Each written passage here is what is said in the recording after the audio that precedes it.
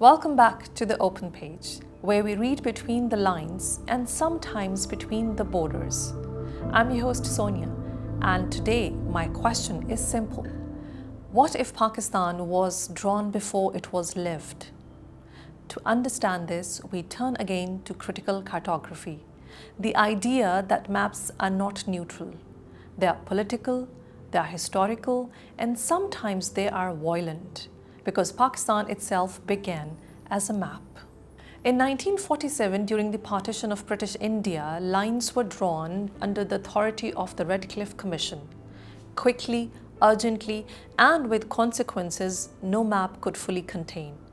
Punjab, Bengal, cut apart, villages divided, railways split, families separated.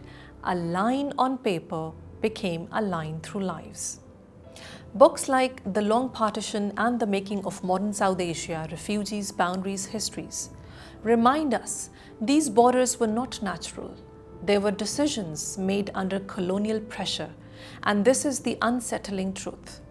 Maps did not just record partition, they helped create it. Nowhere was this more visible than in Punjab. Mixed populations were suddenly divided, neighbors became foreigners overnight. This is the power of maps. They don't just describe space, they reorganize life. And the story doesn't end here. Look at Kashmir. Different maps show it differently. Some mark it as disputed, others claim it fully. These are not small design choices. They are political statements. Each map is an argument about sovereignty, identity, and control. Inside Pakistan, maps continue to evolve.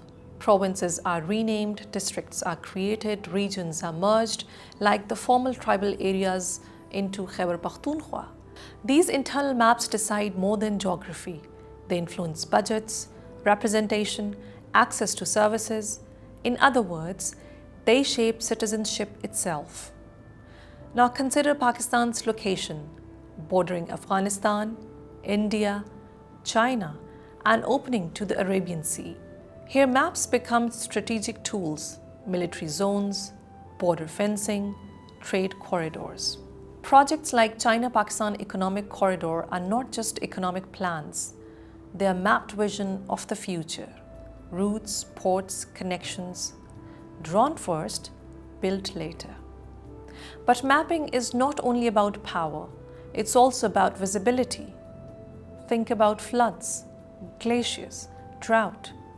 So environmental maps decide where aid goes, whose suffering is seen, and whose is ignored. When communities are missing from maps, they risk being forgotten in reality.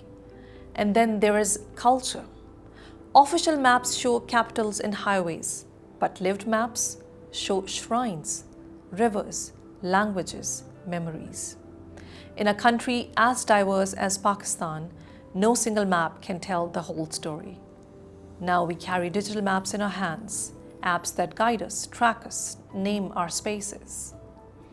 But even these maps can mislabel, omit, standardize in ways that erase local identity. At the same time, citizens are creating their own maps during floods, during crises, maps from below instead of above. So what does all this tell us? Pakistan is not just a place on a map.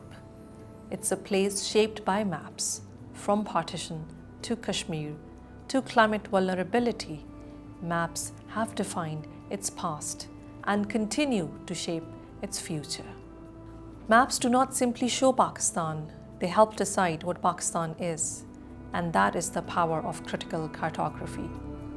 This is the Open Page, where even borders have stories. Until next time, keep reading, keep reflecting, and keep turning the page.